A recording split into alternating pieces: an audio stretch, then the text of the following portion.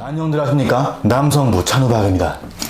정부가 새롭게 발표한 고용정책, 경력 단절 여성을 넘어서 이제는 그냥 여성 전체를 지원하겠다고 합니다. 진로, 설계, 교육, 훈련, 육아휴직 확대까지 듣기엔 좋아 보이지만 문제는 그 혜택의 대상이 여전히 단 한쪽이라는 겁니다. 정말 지금도 특정 집단만 지원받아야 하는 걸까요? 여성가족부는 2024년 말 제4차 여성경제활동 촉진 기본계획을 발표했습니다. 2025년부터 2029년까지 적용되는 5개년 계획입니다. 핵심은 경력 단절 여성 중심 정책에서 모든 여성 지원으로 확대됐다는 겁니다. 과거에는 분명 기준이 있었습니다. 출산, 육아, 돌봄 등의 사유로 일을 그만둔 여성만을 경력 단절 여성으로 정의했고 그에 따른 재취업 지원, 인턴십 제도가 마련돼 있었죠. 이 기준은 2010년에 제정된 경력 단절 여성 등의 경제활동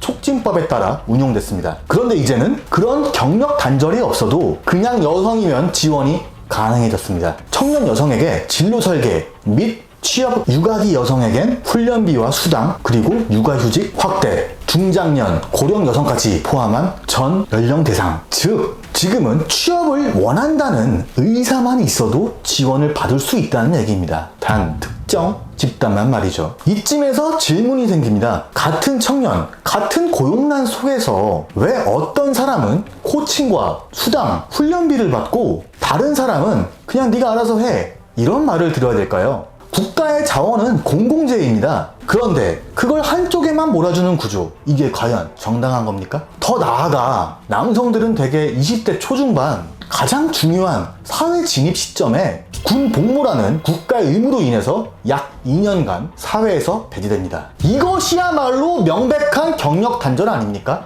그런데 그 누구도 이것을 단절이라고 인정해주지 않고요. 어떠한 정책적 보상도 존재하지 않습니다. 여성은 경력 단절을 떠나서 여성이란 이유로 지원의 이유가 되고 남성은 명백한 단절에도 의무로만 취급됩니다. 이 불균형이 과연 정말 공정한 겁니까? 통계를 보겠습니다. 2024년 기준 20대 고용률은 여성 63.4%, 남성 58.4%로 여성이 더 높습니다. 공무원, 교원, 대기업 신입사원의 경우엔 여성의 비율이 과반을 훨씬 넘는 사례도 보고되고 있습니다. 이미 교육 수준, 취업률에서 과거의 불리한 여성의 프레임은 현실과는 어긋나 있다는 거죠. 그럼에도 불구하고 정책은 여전히 성별을 기준으로 지원 대상을 가르고 있습니다. 이것은 시대착오적인 성별복지입니다. 이런 정책을 두고 비판 여론이 나오는 건 단지 정책 내용 때문만은 아닙니다. 이 정책을 만든 주체, 즉 여성가족부의 존재 자체가 오랫동안 논란의 중심에 서 있었기 때문입니다. 여가부는 설립 초기부터 여성 보호라는 명분 아래 다양한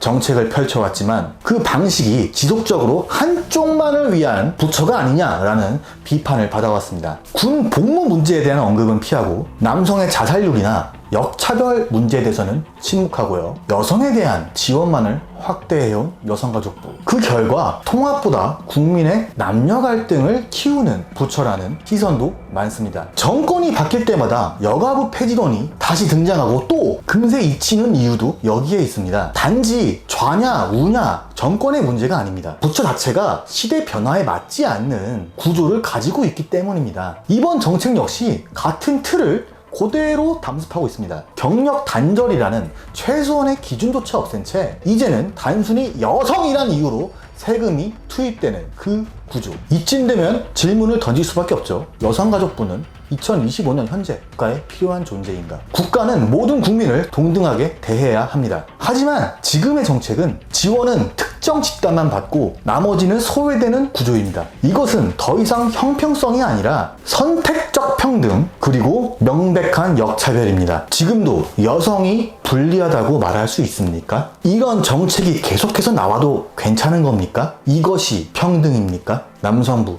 찬우박이었습니다.